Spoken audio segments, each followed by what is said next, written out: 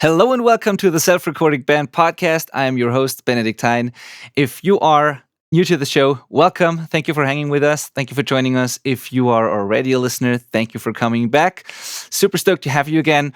Now, in this episode today, we're going to talk about bass tone. We're going to take a deep dive into the anatomy of a rock bass guitar tone. And not a rock bass guitar tone, a rock bass guitar tone. And we'll explore the different components that actually make up the sound of a bass guitar. That was the most confusing way of saying all of this, but I hope you know what this is about. So, as always, I'm not alone here. I'm here with my friend and co-host, Malcolm Owen Flood. Hello, Malcolm. Hey, Betty. How are you doing, buddy? I'm doing super well. I had a great weekend. I did my annual planning retreat, which is usually at the end of the year. This time I made it the beginning of the year. I went to a hotel and took like 2.5 days to basically map out my whole year. And now I'm stoked. I know exactly what I'm going to do and what I'm going to be doing. Feels good. Fantastic, man. I actually did something similar. I spent a lot of time just getting like ideas and ideas and ideas stashed away for the YouTube channel content. And it's nice having that just like organized and kind of pre-thought out, so I'm not just scrambling every week. Yes, absolutely.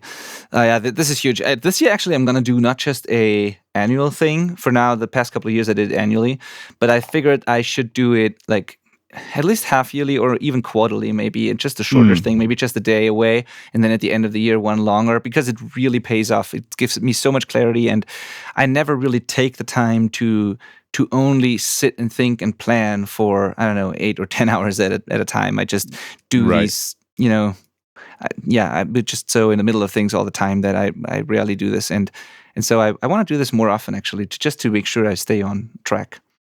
Totally, yeah. It forces you to review what you wrote at the, this initial start of year planning session, but it's also like new ideas come up. So it's nice having them fresh while you're in that situation and making more ideas like halfway through the year. I think that's a great idea. What I want to try doing, which I was thinking would be like a valuable strategy for bands in like the modern need to release more than an album every 3 years, the kind of like get stuff out more quickly, would be to try and have like quarterly goals as well. Just like, all right, Q1, what is going to be the big thing that I'm going to get done? What's going to happen in Q2? What's Q3? What's Q4? Like 4 big projects a year.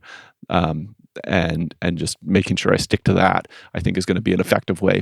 Because with a full year, if you've got like one big thing that's going to take the full year, it's really easy to just like lose focus on it. I'll get to that later. I've got all year to do it. So breaking it down into quarters, I think, is going to be a good strategy for me. Yeah, I think so too. Yeah, that's actually a cool idea to do this as a band too. And especially as a band, things are changing so quickly. You could get, new opportunities could present themselves. You could be invited on a tour or whatever, and then all of a sudden everything changes. And so you have to kind of adjust. And if you only have this one goal, like, making a record can be a 1 year or 2 year, multiple year project, whatever you want to do. And only having that one thing, I think that's going to be very hard to stick to and to stay committed to it and all of that. So I think having quarterly goals and work towards the bigger thing is like, good thing to do. Totally. And maybe breaking it down into smaller chunks. Yeah, for sure. Dude, you are not only taking wildlife pictures now, you're also starting to look like a person who's taking wildlife pictures. I just have to say that. I'm morphing before your eyes. No, I just have to say that I've been noticing the beard growth for a while, but now it gets really obvious. So that's funny. Yeah, this is probably the most facial hair I've ever had in our entire friendship. Yeah, that's true. That's true. Yeah. You want to know why? And yeah, it's for not sure. wildlife photos. It No? is just that I lost the charging cable to my trimmer.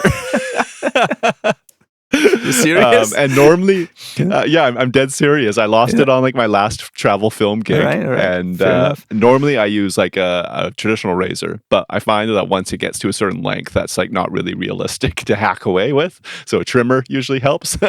And then, I just don't have it. So I was just like, you know what? Screw it. I'm just going to keep growing it for a bit. Why not?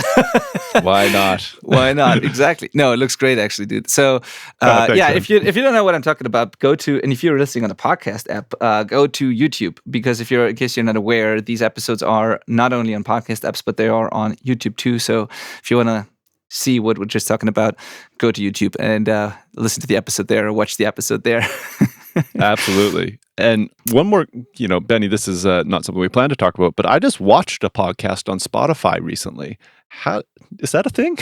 Video podcasts are a thing now on Spotify. Yep. And wow, I had no idea. yeah, it's constantly, the whole landscape is constantly changing. And apparently, from what I've learned, and this might be incorrect, but I did some research, and from what I've heard, it's the hosting thing that belongs to Spotify. I think it's Anchor. Is that the one that Spotify owns? I think so. Anchor I think FM. you're right. Yeah. Yeah.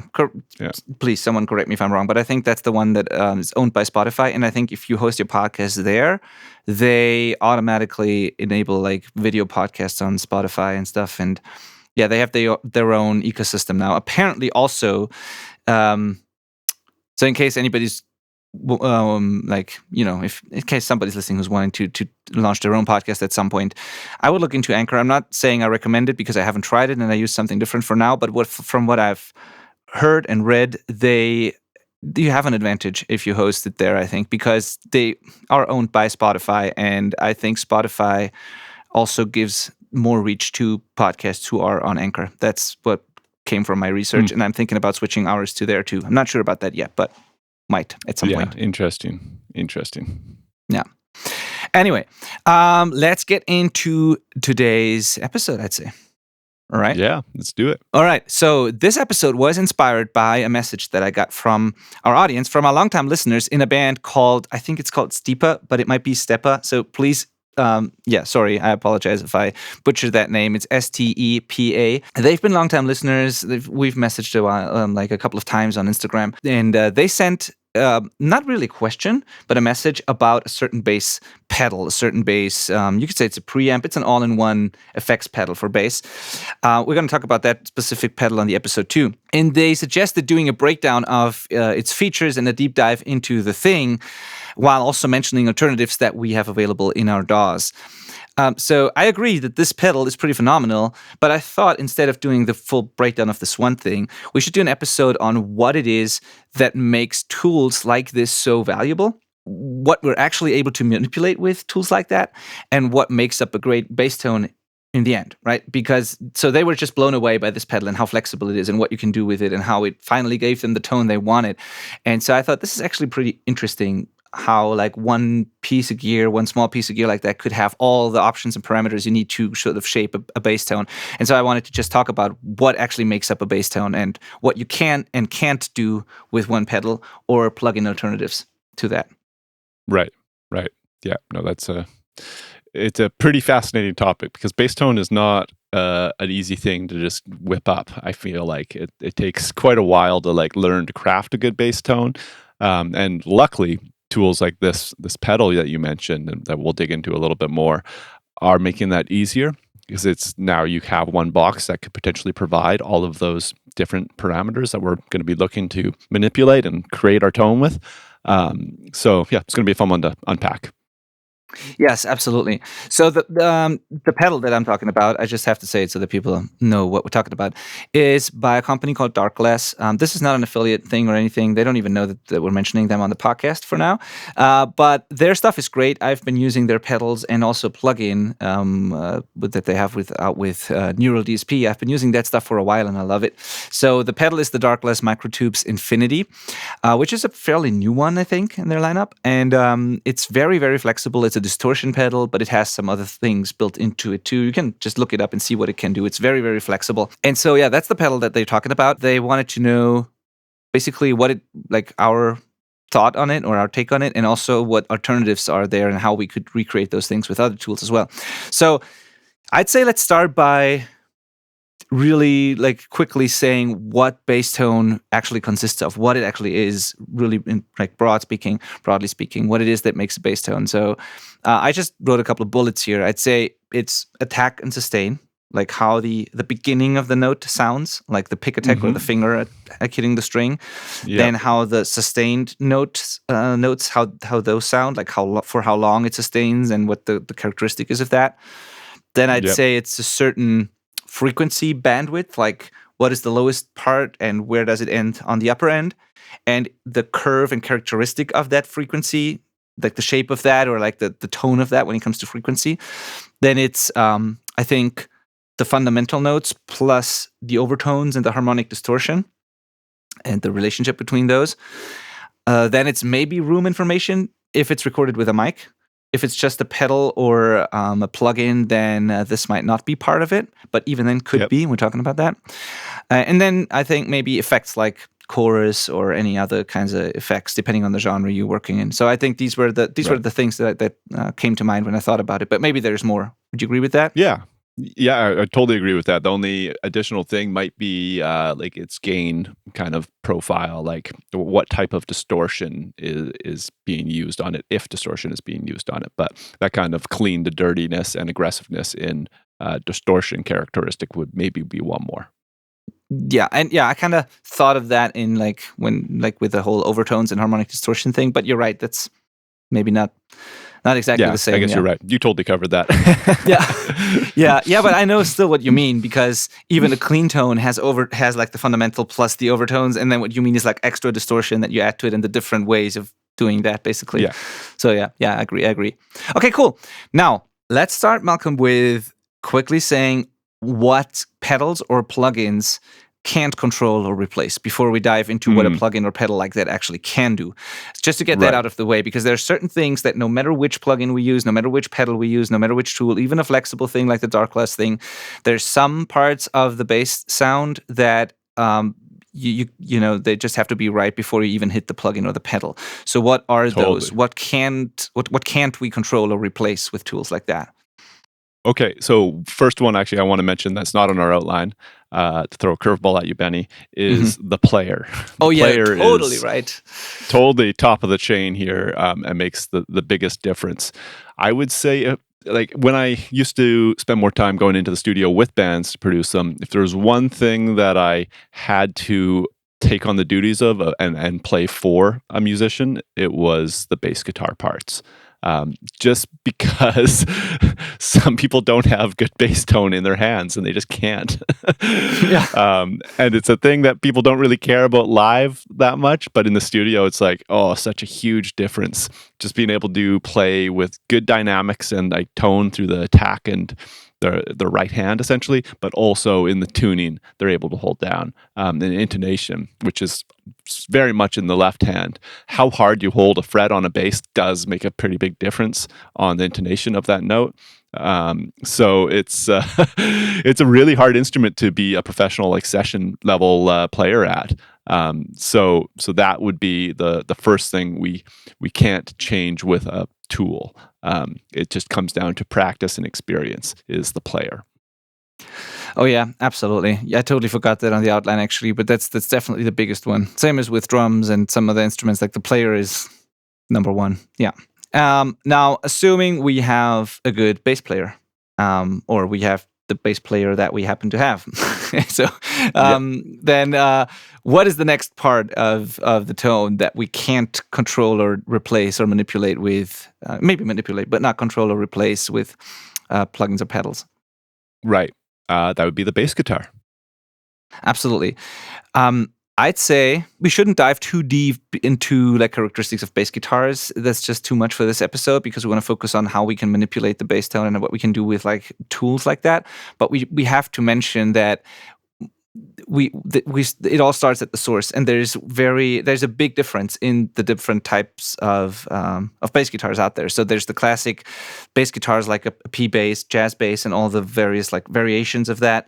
Then there is like some basses that have their own category, like, you know, the Music Man Stingray type bass, or like the Spectre or Rickenbacker or Warwick. Kind of thing, you know, there's these sort of things that have most basses are like a P or J style bass, but then there is these specific things also, and they all sound very different. And then there is this modern sort of category of basses, like, you know, there's all kinds of things like the fan frets thing, the Dingwall stuff, 5-string, 6-string basses. So there's a huge variety in bass tones, and they all sound drastically different. And we just have to mention that at the beginning, because you shouldn't assume that if you have two completely different basses and you put them into the same pedal with the same settings, that you're going to get the same results. This is not going to happen. It's like very, very different depending on the instrument you're using.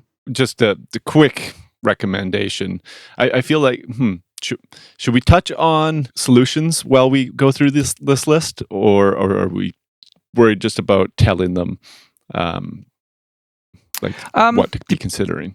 no, if you have a good tip or solution, Well, absolutely throw it in. essentially, the solution for the bass guitar, if we're going back to the player, it just comes down to practice and researching what studio people are looking for in a bass performance, which is primarily intonation and dynamics. Like a really solid right hand is going to be the biggest thing to work on there.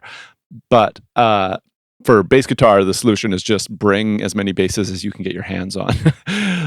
Yeah. Like of a quality that have a chance. Like don't just go scooping up every broken bass or like piece of junk that you can find. But like borrow, like people have nice instruments. If you got friends that are in bands, borrow their bass if you can for the session, and then you have a couple to shoot out in the song, and that's just going to give you some options at least, because they are so different. Like Benny said, a P bass and a J bass are very different sounding. So if you've got one and not the other, and it's wrong for the song, it's kind of crippling. Yeah, it is. Is there like an all-purpose, all-round sort of bass that you could use for all kinds of things that won't really limit you? Or isn't there such a thing? Probably not, right? Like I mean, so that sounded really dire how I said it. No, I think Like, I think you're totally. I think you're totally But- right. I just think I just paused real quick there and thought about it because I think you're completely correct. But I also, from my own experience, I know that I could cover a pretty big variety of tones just with my P bass. Or maybe if you gave Yeah. me a P and a J bass, I could do most things. I but then totally agree. yeah, but then again, if there's like a modern downtune thing, I would add a 5-string, and then before you know it, you would have like your 4 or 5 basses, like you just said. So Yeah. I'm not quite sure there. For most rock things that are normal tunings and stuff like that, I would say a P bass or a J bass or the two of them like would Agreed. cover most Yeah. basses. And then Yeah, it's not like there's one bass on the planet that's going to be the right fit. Like it's not like that dire. Yeah. So don't worry if you only have one bass and that's what you got. Like it's the chances of it being exactly wrong for the song pretty slim. So don't worry too much. But having two basses that do contrast each other is going to give you a way better chance of landing closer to the ballpark of like what that song needs. So that's what I'm saying. But yeah, if you were going to choose one for the rock genre, I would personally choose a P bass. Yeah, me too. That's why I play one. Yeah. Now the next thing, our favorite topic. The bullet says strings and picks. I was about to say strix. strings and picks. So as you know, you need fresh strings. You need the right type of strings because the impact that strings and picks have on a bass guitar tone is like pretty drastic. And there's different types of strings like round wound, flat wound, etc. Then they all sound drastically different. Then there's different string materials. There is pure steel strings. Then there's nickel wound. There is like cobalt and all kinds of different things. They sound very different. And then there's different types of picks and different thickness of a pick, and that affects the tone. And then different types of picks will also affect the way you play. So if you have a softer pick on a bass, for example, people tend to dig in harder, which can sound pretty cool. A lot of people think that a harder pick is good for an aggressive, loud bass tone, and I thought that for the longest time too. But I've actually figured out that if you give bass players who don't hit hard enough, if you give them a softer pick, it forces them to dig in a little harder and play more consistently. Right. That's something interesting that I discovered. So anyway, I just wanted to say that the string choice and pick choice, and the fact that you should be using like new strings, that is just something we have to mention. Because with old dull strings, or if you want to play modern metal with a distorted, crisp, clear tone, and you have old flat wounds and play with your fingers, that would be the extreme probably. That just won't go well probably, right? Unless that is your unique style that you have. That would be an extreme, but I'm sure someone somewhere is listening to this podcast being like, oops, I'm that person. Yeah, probably. So I'm glad you said it. Yeah. That is the wrong mix of ingredients to get that tone. And again, just a reminder that what we're listing here, the player, the bass, and the strings and pick combination are the things that we can't change later. this is the stuff you have to get right in advance. We're going to be covering stuff that we can control with plugins and pedals right after this. So be very considerate about these three things we just mentioned.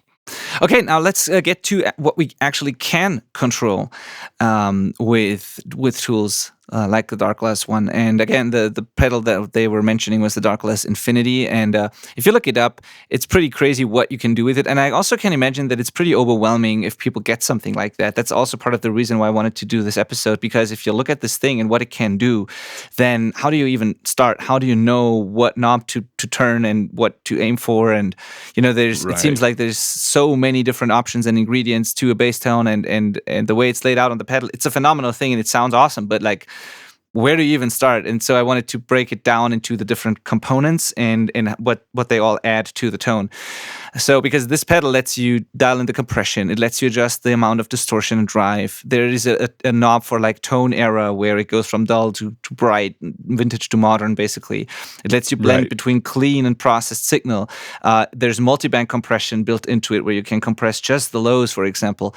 There is an IR loader where you can blend between different virtual cabinets and use different cabinets, switch between them, like all these things. And it's absolutely phenomenal sounding and flexible, but it's also pretty overwhelming if you don't know what all these things actually do to your tone. And so let's start by the first thing, the first component when it comes to the signal chain, and that, like, the first component after the bass guitar, that would be the amp, right?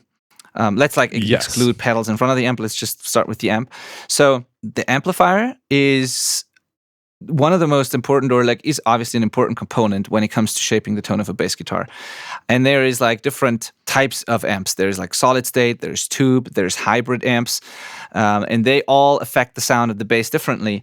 And you can recreate those different characteristics with a pedal like that or with plugins. But in order to do that, you would have to know what those characteristics typically are and why and when you would want them. So I wanted to start by asking you, Malcolm, do you have a preference for certain genres or certain styles? Do you have a preference for certain amps for certain genres and styles? So is there a type of amp that you like to use in a typical classic rock song or in a modern metal song? Right. Yeah, I mean, off the top of my head, the classic Ampeg SVT for rock is just so tried and true, right? That's why you see them on every festival stage ever, right? Yeah. So that comes to mind.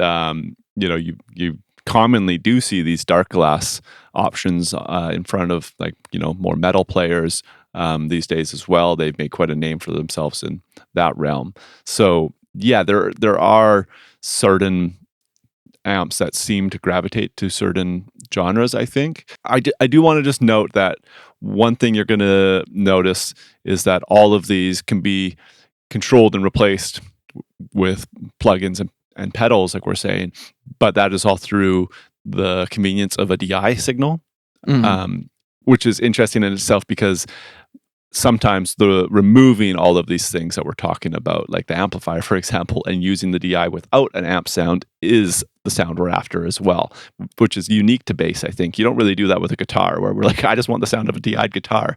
But a bass DI on itself is a certain type of tone, which is totally interesting too, and does get used live, for example, or in studios as well. So just wanted to touch on that as well.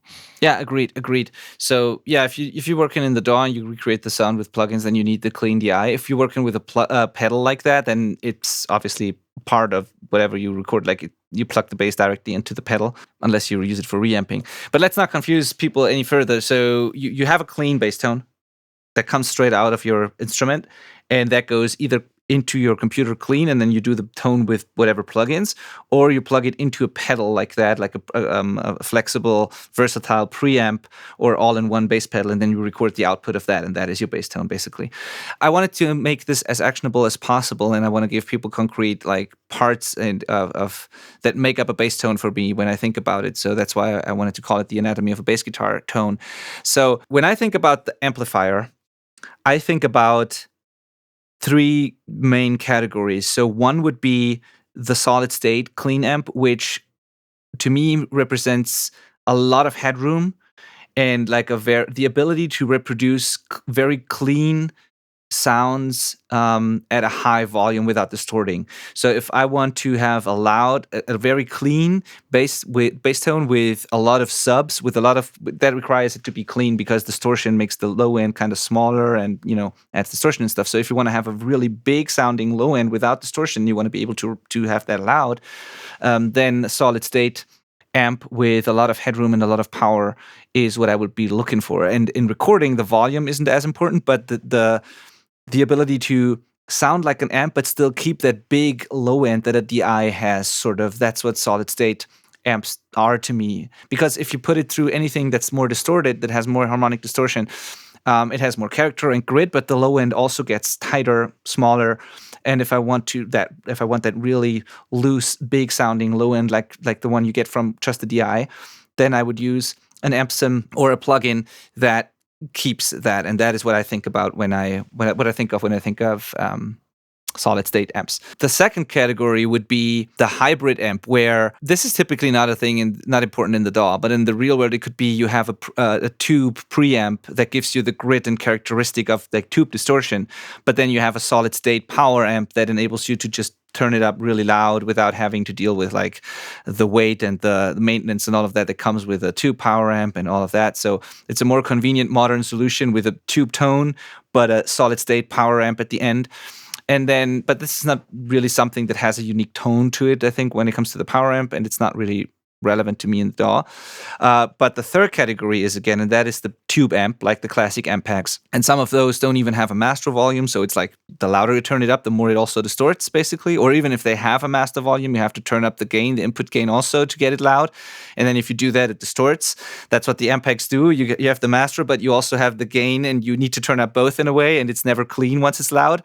So that's the amp pack tone. It's like it has a grit to it. It's also big, but it's not like that subby, loose type of big, but it's like a tighter low end. And what I love this for is anything rock, basically. And it's like, even with modern metal tones, I often blend the MPEG type of tone because the part of it that I like is the lower mid-range, the growl. There's a certain quality that those amps have. I'm not looking for the very top end. There's not the clarity that I want for metal.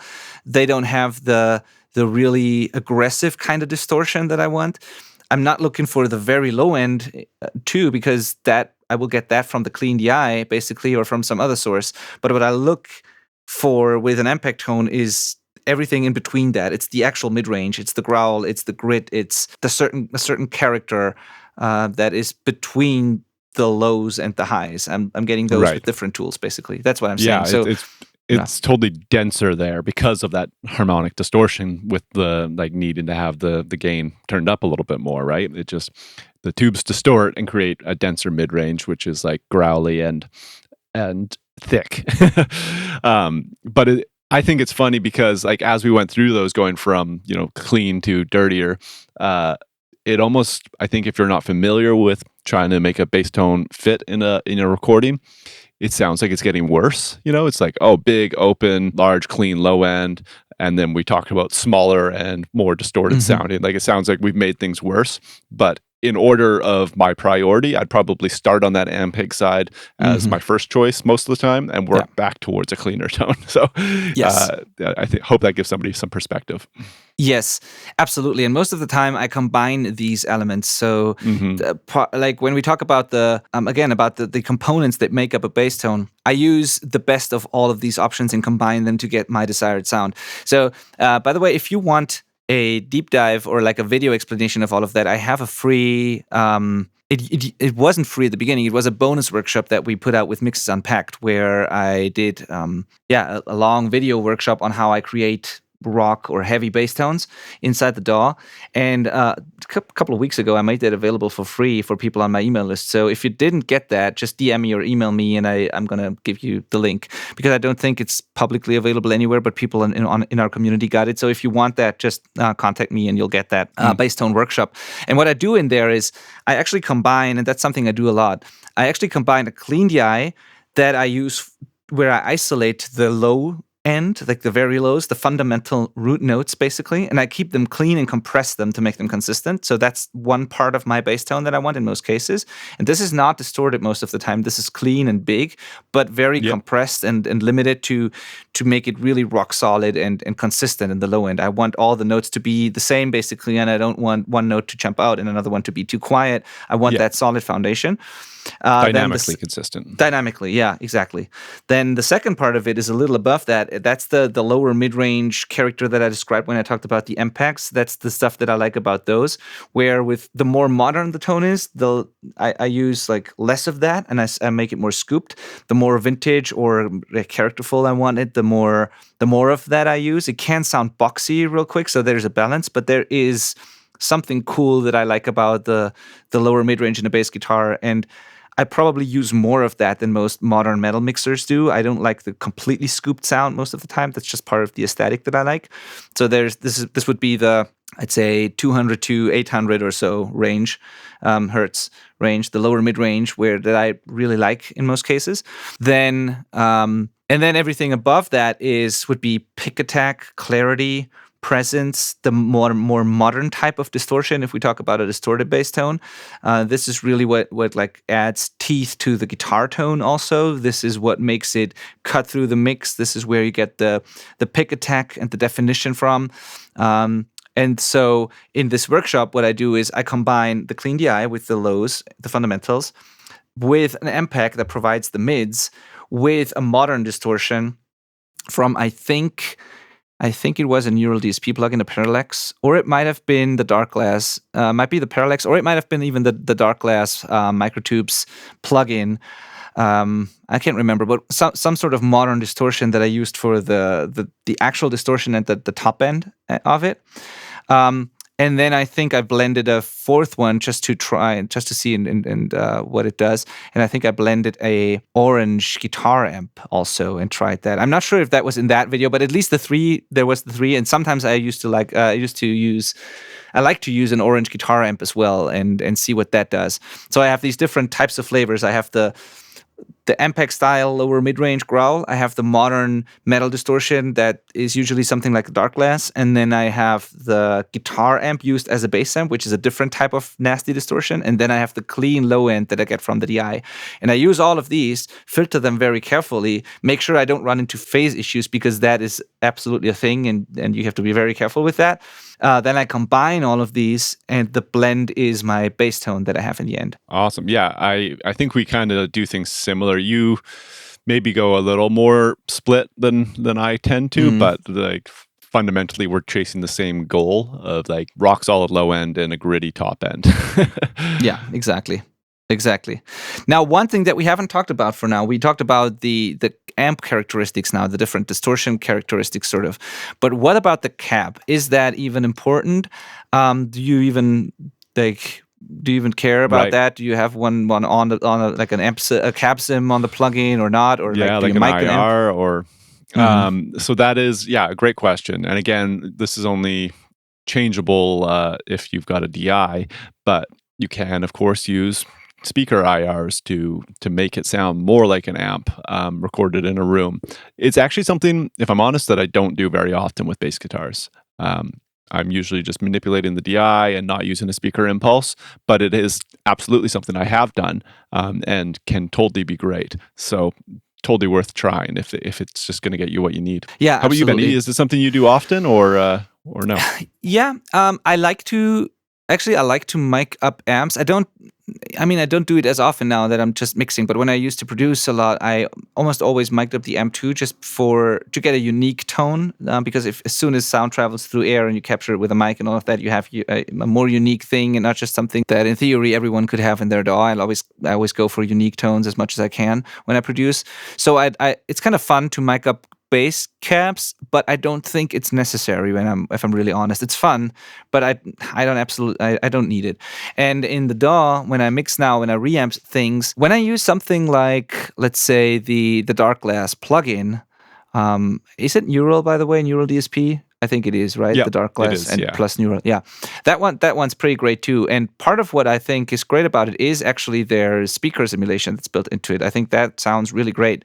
So I just leave that on. I often use the default setting, to be honest, just because it works on a lot of sources. Sometimes I exchange the mic or change the position, but usually I just go for the default thing because it works for me. So yeah, I sometimes use speaker simulations, but when I'm not using that plugin that comes with a speaker simulation built into it, I oftentimes pretty much do what you described. I just capture the output of a pedal or a preamp, or I throw on some sort of plugin to get the sound I want. But then I don't necessarily follow that with an IR, and I might just filter out some of the very low lows or the highs and create my own sort of cap by just filtering. Sometimes I use an IR. So yeah, basically like you described it. I don't think it's as crucial to me, at least, as with a guitar. Yeah. Yeah. Yeah, that's what I was gonna say is like, it's almost unspeakable with a guitar to not have Yeah. a speaker cabinet because it sounds so unlike a guitar tone without Yeah. a speaker.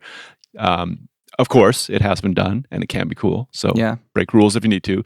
But with bass, it's like take it or leave it. It's so interesting that way, I think. Totally. The one thing I like though about bass cabs is that they have this natural low frequency roll off where as soon as you apply a cab sim, or if you mic, as soon as you mic a real cab, it doesn't go down as low anymore. Like there's this natural limit to like of what a cab can reproduce. So it automatically gets a little tighter. If you combine the classic like SVT sound plus an 8x10 cabinet, you have a pretty tight, very defined, very consistent low end almost automatically. There's not a lot going on below like 50 or so, but Yeah. from 50 to 150, it's super consistent. It's very thick, and it has a characteristic to it that I really like that it automatically has when you use a cab like that. Yeah. But it has to be a good cab like that. For example, what I don't like is a lot of the cheaper 4x10s that are ported. They have a weird low end response. They are not consistent. They have a resonance, and then it drops off really steep. And so I don't really like those bass cabs a lot. What I do like is the 8x10 because it's quick, it's big, and it can reproduce low end, but it's like also consistent in the low end because it's not ported. So I do like those. I like 15-inch speakers just because of how massive they can sound. They are slow, but like big and have a massive kind of type of low end. But I typically don't like the 4x10s or even smaller speakers that some bands just have because of budget reasons. I don't see a reason to mic up those a lot of the time because they seem like a compromise to me. Like the 8x10 is the way to go for me. So 8x10 is totally the way to go. Yeah. But I get it. Like, as if I was to join a band today as a bass player, I wouldn't go buy one. I'd be like, I'm just going to bring my Kemper and not have a bass cab at all on stage. So, Yeah. like modern, and as we've talked about today, it's not really necessary for recording to have a cab to get good results. So I get it. I get why people don't want to have one, but they do sound awesome. Totally. Which brings us back to plugins and pedals. The cool thing about all of this, if you record at home and you're not worrying about like how to get these things into your car and onto a stage, you can just have an 8x10 by choosing an IR of one. And plugins like pedals like the Dark Glass pedal or plugins or IR loaders let you just quickly load up an 8x10 and let you compare it with the sound without a cab, and you can then like pick whatever you prefer. So that's the beauty of modern recording technologies. You don't have to have the 8x10 to get the 8x10 sound. There's good IRs out there. So. Exactly. It's made it all possible so much more conveniently and affordably as well. Yeah. Now, when to choose which? Just real quick. So, if I were to use a pedal like this Infinity pedal, or a plugin with an IR loader, I would. And by the way, this pedal lets you choose different IRs, lets you load IRs too. So I would, in most cases, I would start with the 8x10 just because I know what it sounds like and I like it. But just a quick overview. So the smaller the speakers are, the quicker the cab reacts. So this means you have a more precise attack, more defined transients because the smaller speakers move quicker. You still have the low end because of the amount of speakers, because that's exactly the same. All that matters is like the total speaker surface. So two 15-inch speakers can reproduce the same low end like as a as one 8x10 sort of speaker, but the two 15-inch speakers are going to move slower than the 10-inch speakers. So the low end, the capability of reproducing low end is kind of the same, but the 8x10 is going to move faster, and the 15-inch is going to move slower, and this is a different sound. So depending on what Right. you want, you can pick and choose. Like if you want a very subby, loose kind of reggae, whatever sound like that, then maybe bigger drivers, more subs is what you want. If you want quick transients and a precise attack and a very consistent, tight sort of response, then the smaller speakers would be your choice, I think. Yeah, and those pedals or plugins let you choose and even blend between those options, so you can just experiment with that. But now at least you have a starting point, or you know which direction to go or what to start with, and then you can compare the different options. There's no one size fits all here, but just like those rules of thumb that you just listed out are probably good starting points to try at least. Okay. Enough of the cabinet. Now, I would say, I think it's become clear now that especially a modern rock bass tone is pretty far from a clean raw DI in most cases, or even a clean amp sound. So there is some distortion, some drive, some manipulation that's kind of necessary to get that tone. So how do we shape, let's say we picked the amplifier that we want, the characteristic, or we blended multiple amplifiers. We've picked the IR or cab, or we've found our blend between those as well. Now, how do we further shape those things? What do we do in terms of EQ, compression, and distortion, or other effects to get a rock bass guitar sound, or a metal bass guitar sound, or an indie sound, or whatever? Like, what do you typically do? What do you reach for? Yeah, so it of course depends on the tone we're chasing in our head. But if I had to go with things that are very common for me to do, which is probably gonna, yeah, I think that just makes sense. It's stuff I'm doing regularly is probably stuff that other people are gonna need as well. We're looking at, like you said earlier, maybe splitting our bass tone, which we can do with a lot of cool pedals, or plugins these days, and creating some kind of distortion. For me, that's upper mid range, and less so on my lows, or like another modern effect that really can only happen in pedals or plugins. It would be like stuff like chorusing or stereo width, which is so influential on our guitar tone, because we can then get our like upper mid range out to the sides of our mix and blending with our pan guitars. So yeah, there's splitting, distortion, width, and then finally, I think attack would be the other one. Which, I mean, take the distortion is usually playing a large role in that attack, but you can also do that with like EQ, and just or transient designers as well. Yeah, and just compression, attack and release settings. Oh, of course, yeah. Like, Compression's just a must. Yeah, I agree. I think it all goes back to those basic components that we outlined in the beginning.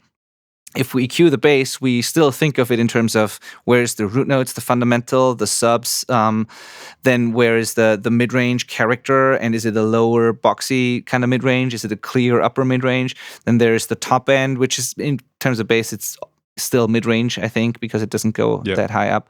But the pick, attack, the clarity, and all of that. So we still think about these parts of the frequency spectrum, and we EQ it to create a great balance between all of those. Then we think about the amount of drive and distortion, as you said, which can be created through a blend of different tones. And if you only have one tone, it can be, or one pedal like that, it can be the amount that you dial in, like the amount you turn up the drive knob, basically, and the type of drive you use, which can go from subtle overdrive and slightly saturated, almost clean, all the way to fuzzy, completely destroyed, depending on the genre and your aesthetic. Then the compression, the dynamics. So the compression does two things. It limits the dynamics, so it makes it more consistent, but it also shapes the attack and sustain, meaning if you have a long attack time, you have a lot of the transients come through, so you can make a pretty clicky sound with a lot of attack. Or if you shorten the attack time, you can eliminate those attacks that make it more even sounding. You can shape the sound of the sustain to make it longer or shorter, or more aggressive pumping, or more consistent. I think regardless of the tools we're using, we always think about these things. We think in terms of attack and sustain, in terms of the amount of distortion and the type of distortion, and we think of the different parts of the frequency spectrum. At least that's what I do when I think about those things. And then the specific effects like chorus and whitening that you said, which is something I rarely do, but sometimes I do. Yeah, and then with compression also there's a combination of the two, of the frequency part and the compression part, because a pedal like that lets you, and also of course plugins in the DAW, let you compress just a part of the signal too, where you can say, I want to keep the natural dynamics of my fingers or my pick. I want to keep that in the sound, and I don't want to make that too consistent, but I want a consistent low end of it. So what you can do is you can leave the upper part of it pretty uncompressed or more dynamic, but you can compress the shit out of the fundamentals. And you can use like a multi-band compressor to just compress the lowest octave, for example. And the pedal, like the Darkglass one, has that built into the pedal. And if you don't have that, you could use just a multi-band compressor in your DAW, or something like FabFilter Saturn that lets you saturate different parts of the spectrum differently and compress differently. And so the possibilities are endless there. But what matters is that you know why you reach for something and what you want to do with it. And Right. those are the things we just talked about. There's so many ways of achieving this, but the goal is what matters. And then you just pick your way of getting there, I think. Absolutely.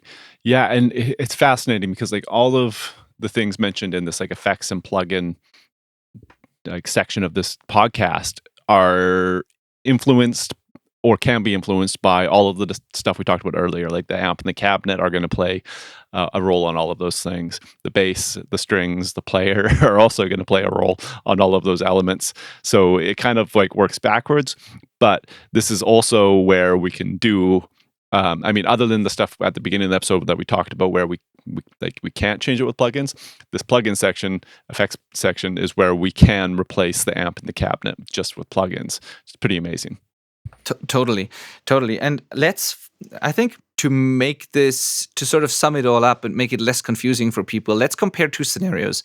So one scenario would be someone has a pedal like that Darkglass one. And by the way, there are others out there too. There's the Sans amp. There's the rec version of a Sans amp. There is different pedals by Darkglass and other manufacturers, but they just mentioned this specific one. And I picked it for the episode too because it can do all of those things. It's really crazy flexible. So it's a good example. But there are alternatives too. And we're not sponsored by them in any way. But let's say one person like to be.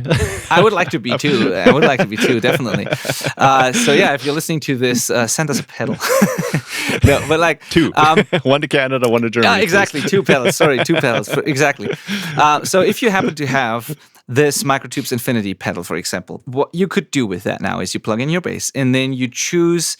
I think you start by choosing the tone era, is what they call it. You start by like, do I want a more dull vintage sound? Do I want a more crisp, hi-fi sort of modern sound? I would start there personally. I would just find a position. I would keep everything at like 12 o'clock, and then I would search for a good spot on the tone era knob until I find something that I like. Then I would dial in the amount of distortion, the amount of drive that I want with the drive knob. Then I would probably set while I'm doing this, I would have the blend all the way to the right to really hear what the pedal is doing. And if I find something that I like, but it's just a little too much, I might dial back the blend a little bit. But usually I'm 100% wet on those things. So at least to figure out the sound. And then I would probably play with the compression knob and just hear what it does and how much it actually changes the dynamics. And I would find a setting that works for me there. And then I would have to dive into the plugin that comes with it, I think, or like the software that comes with it to control the multiband thing that they have built into it. I would have to have a look at this, but this would be the last thing I would probably do. I would just start with the pedal and then I would look into all the additional features. But I would do it in that order. I would start with choosing the character, the type of tone. Then I would dial in the amount of distortion. Then I would dial in the compression. And then I would look into whatever other options I have in the software when it comes to EQ and all of that. Now, so that's what I would do with a plugin like that. And then, of course, choose the IR, turn the IR on and off, and do all of those things.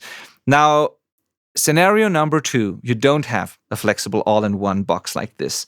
What would you do to do all of this, to be able to do all of this with just like, say, stock plugins, or let's say plugins in general in your DAW without a pedal like that? What would you do? Right.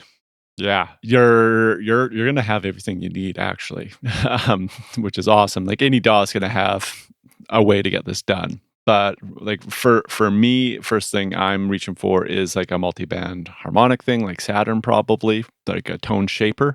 And now that's kind of like cheating. That one's not going to be included in your DAW, so hopefully there's something like it. But that is like the plugin equivalent of the pedal you just mentioned, where I can split it, I can distort things separately, I can control the dynamics, I can control the transients, all from one thing. But if we need to split that up, we can do that. We can grab a compressor plugin just by itself, set that up. We can then grab any kind of distortion plugin. There's probably some amp sims you could do. You could duplicate the track and throw it on one and just EQ out the lows on that, so that we're just distorting our high end and blending that in.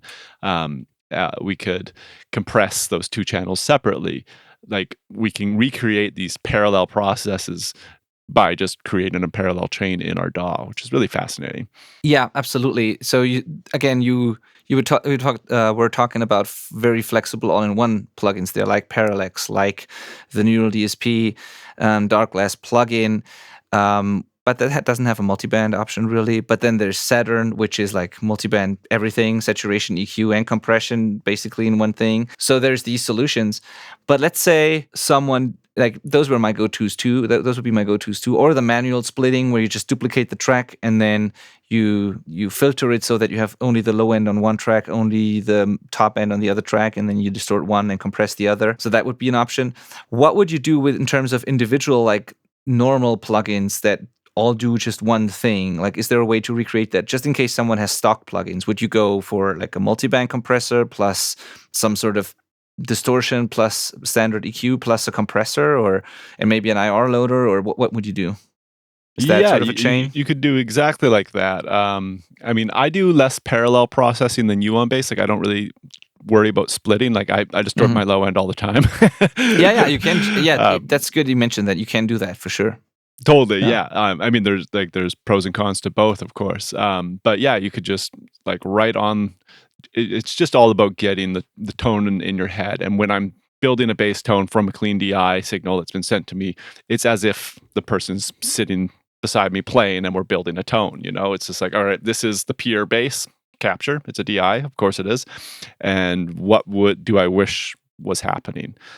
So for me, that's usually like distortion is kind of first. Like that's the amp tone in my head. It's like, okay, we've plugged them into an amp now because I've got a distortion plugin open and this dial in that like fundamental tone. And then I can work on the dynamics from there, and I can carve things out with EQ from there as well. I tend to use distortion to kind of shape the EQ more than grabbing an EQ first, unless something's fundamentally just terribly wrong about the DI capture. Like if it was like the deadest strings in the world, I'd probably try and revive some high end before an amp in that case. But generally, I'm going to start with like the amp sound. Now, just to clarify, just because I'm starting with that plugin doesn't mean that's the first plugin in the chain. It might start that way, but there's probably like I'm going to throw that amp kind of sound on with some kind of distortion plugin, and then my EQ is probably going to actually get opened up earlier in the chain than that amp sim. It's just that I'm like my mind is starting working on that, and then we can throw plugins earlier in the chain as needed. Yeah, I agree. Yeah, totally. I would do the same. It's the same thing that I would do. It's pretty similar to what I described. What I would do with a pedal like that, where I would start with the tone error knob. That's what you would do by choosing the type of distortion and amount of distortion that determines the characteristic of it. Is it vintage? Is it modern? Is it crazy distorted, or just a subtle overdrive? And then when you get that characteristic right, then you don't need to EQ and compress as much anyways. I totally agree. So yeah, that's what I would do too. And so to sum it up, in that scenario, I would see if I have any sort of plugin that can do it all, like Saturn, like Parallax, like the Neural DSP, Dark Glass plugin, something like that. Although that is also something I wouldn't necessarily use for like a cleaner classic tone. That's more a specific modern sound, the Dark Glass thing, which is great, but like maybe not the right tool for everything. But yeah, I would look into one of those. And if I don't have any of these, I would do what you said. I would pick some type of distortion. It can also be a guitar amp sim or something that distorts and that has the character that I want. You can get creative there. I would pick some sort of character of overdrive, harmonics, or like full-on distortion. Then I would, if necessary, filter and EQ that to taste. I would compress it to taste. The more distortion I use, the less compression I need. I would probably find a way to compress the lows separately to keep it completely consistent. So I would use some kind of multi-band compression most of the time, or just heavy limiting that does the job in one band. Sometimes that's enough. Sometimes you don't need the multi-band if you just completely smash it. And then maybe try an IR, maybe not. So yeah, that would be my approach probably. And as you can see, this can be very different from using an amp and a cab. Like I almost forgot to think about a cab now as I went through this chain in my head, because it's like a totally different approach when you do it in the DAW, which is crazy to think of, because with guitars you would never do it that way, but with bass, bass is so unique that way. It is fascinating. But in another way, it's totally similar. Like the way that we're thinking about building the sound and getting about it is just like as if we plugged our bass into the amp. The first thing you're going to do is start messing with the knobs on the amp, right? It's similar in that way, but there's a cabinet involved.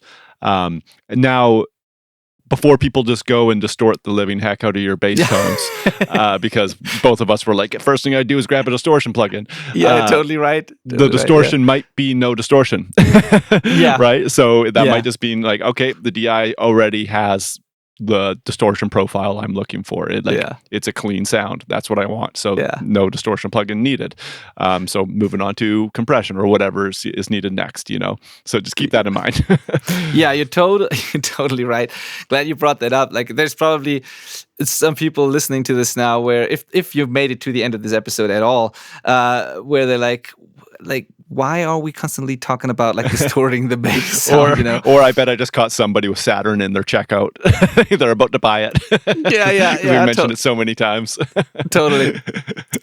You're right. So first of all, not every bass tone needs to be distorted. You're right. Second, when we talk about distortion, as you said, Malcolm, it can be so subtle that it's actually not really it is technically distortion, but you could say it's like subtle overdrive or saturation or harmonics, but still sound clean. So distortion doesn't mean full-on distortion. Or drive an LA2A hard enough, it's got distortion, right? So distortion can come from other things. It can come from like tape processing. It can come from your compressor. Analog EQs can introduce distortion. Yeah, exactly.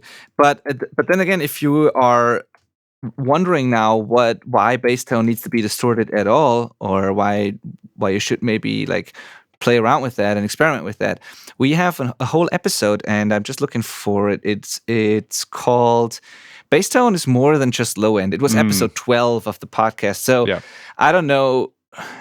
Maybe it's like maybe it would make me cringe listening back to this now at this point, like episode 12. I don't know how good we were at podcasting back then, but the content is still The content is still good. I remember people liking that episode. So hopefully it holds up. 130 episodes later, 40 episodes later. Exactly. So if you're wondering about bass distortion, just go to episode 12 where we talk about why bass tone is more than just low end. Yeah. And if you think we need to update that episode, let us know. Exactly. And then you get an idea of why mid-range and harmonics and distortion and top end on bass is important for us. Okay. So I think that was a long, interesting, and also very confusing episode. I agree. I do think that the ideal listener of this podcast learns kind of through osmosis, so that even when they don't necessarily understand what we're talking about, they're absorbing it, and it kind of the pieces fall into place maybe at a later date. So I still I'm hopeful that everybody was paying attention and listening, even if it did get over their heads at some points. It's still going to be helpful. You're going to find yourself in a situation where you're like, I know what to do. Yeah, totally. And as always, reach out to us and ask us questions if any of that was confusing, or if you tried something and it didn't work or whatever. Again, shout out to Stipa or Stepa. I'm still not sure how to pronounce it. Please tell me, and sorry if I butchered it. Shout out to you guys for the idea for this podcast. And if you got any value out of this episode, please share this podcast with your friends. Like screenshot the episode on your phone, like the player, the app you're using, whatever. Make a screenshot, post it to socials, tag us at Malcolm Owen Flood, at Benedictine on Instagram. We love to see this. We absolutely love to share and respond to this too. And just reach out, share it, show it to other people, help us reach more people like you and help more people like you. And please also always check out the descriptions of all of these podcasts. So we have show notes for every single episode. And if you're watching on YouTube, there's a description below. If you're on your podcast app, while you're making the screenshot to share it, just also click on that description real quick and look at those links there, because there's more additional stuff. There's free downloads. There is like a link to our community, all those things on every single episode. Please make sure to check that out too. Yeah. If something came up in this episode that you're not familiar with, chances are there's a link to it in this description. Yes. And actually, a lot of the things we talk about, like these pedals or plugins, make a lot more sense when you're actually able to look at them. Yeah. So in this case, when I talk about this specific pedal or about a certain plugin or Saturn or something like that, when you can actually look at the thing, it makes so much more sense listening to us, I think. I've had the webpage open this whole episode so that I can glance at its parameters. So, yeah, totally that. Yeah, exactly. All right. We really appreciate you. Thank you for listening. Thank you for watching if you're on YouTube, and we'll talk to you next week. Yeah, thank you so much. See you next time.